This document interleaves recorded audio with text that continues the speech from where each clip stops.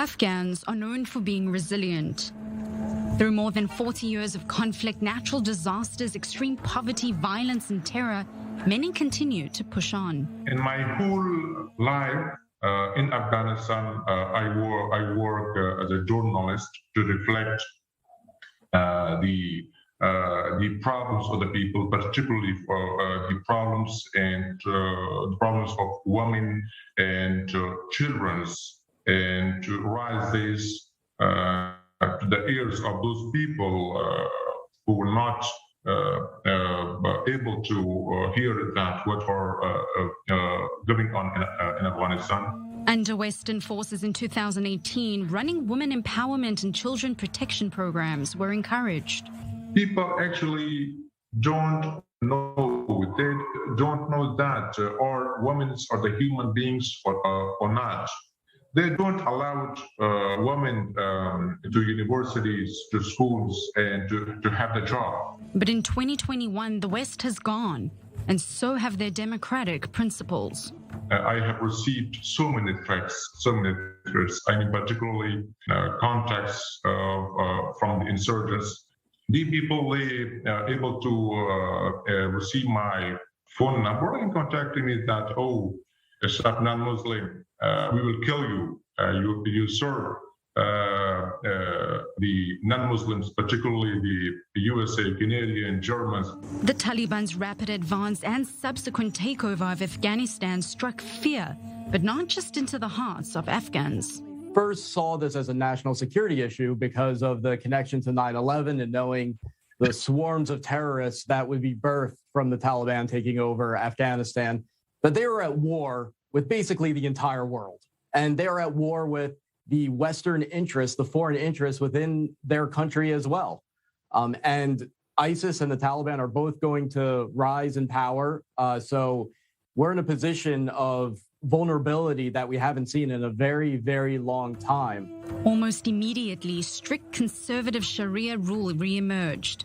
Women, children, ethnic and religious minorities, and anyone with ties to the West in Afghanistan all became targets. Moshe found himself on the Taliban's hit list. Complicating matters further, Moshe is also a Pashtun. Theories suggest that the Pashtuns, who are located in southern Afghanistan, are descendants of the lost tribes of the Israelites, with some even feeling a strong connection to Judaism and the Jewish state. There are some similarities, there are some customs, and through those similarities and customs, we know that Pashtuns are Bani Israel. Some Pashtuns, they are lighting the candles on Friday evening, which, as my family, they practice this since many years. When the threats didn't stop and became too much to bear, Moshe desperately sought refuge and hid in his office. So you could easily see how an extremist group like the Taliban would say, oh, this guy is a Zionist agent. He's one of the Jews that we're supposed to wage jihad against. And so when he was hiding in his office, that was a very rational thing for him to do. Because if you have a checklist of the type of people that the Taliban would like to kill first, he checks almost all of those boxes. In hiding, Moshe was put in touch with Ryan through a mutual Jewish friend in the United States. Ryan worked tirelessly to get Moshe into a proper safe house. But safety is a relative term. The house was operated by the Afghan Christian community, while also in the Taliban's line of fire. It very quickly became a matter of life and death. Moshe had to get out of Afghanistan. They offered me an opportunity to assist with evacuations. And so we assembled a volunteer team. We worked 24/7 to try to evacuate as many people as we could before the airport was turned over to the Taliban. Now in the United Arab Emirates, Moshe still lives with fear. Now we are feeling safe, but my family and more Christians who are in Afghanistan, their families, they are not safe. The Taliban continue to threaten him, but recently they sent a dire warning. Surrender or be responsible for the murder of your family. His family has yet to be evacuated. A difficult force now without any Western forces left in Afghanistan. I tried to contact many organizations around the world, many people around the world, and I think I contracted many deputy prime ministers, as I say, but there was nothing. Even so, Moshe does not feel let down by them.